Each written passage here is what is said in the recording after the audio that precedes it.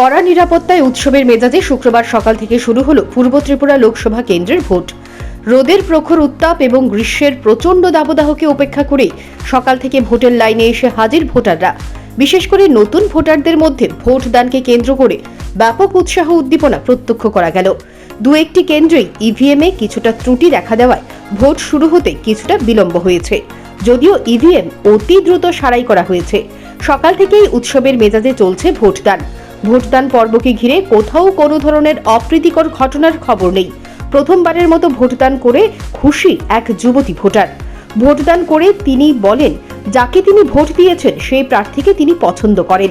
তিনি পূর্ব ত্রিপুরা আসনের মানুষের উন্নয়নের জন্য কাজ করবেন বলে বিশ্বাস। পাশাপাশি তিনি বলেন, উন্নয়নের নিরিখেই রাজ্যকে অতি দ্রুত এগিয়ে নিয়ে যেতে হবে। আমি আজকে যাকে ভোট দিয়েছি, I tried that I choose the right party so that the surroundings I live in develop more. That's why I think it's the best. I think the one I voted today is the best party. I won't reveal that who I voted, but still, that's all.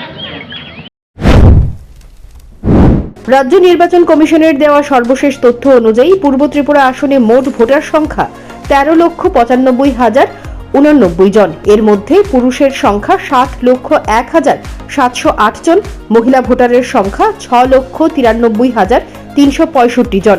এছাড়া তৃতীয় লিঙ্গের voter হচ্ছেন 16 জন। Bureau report, news prime Tripura.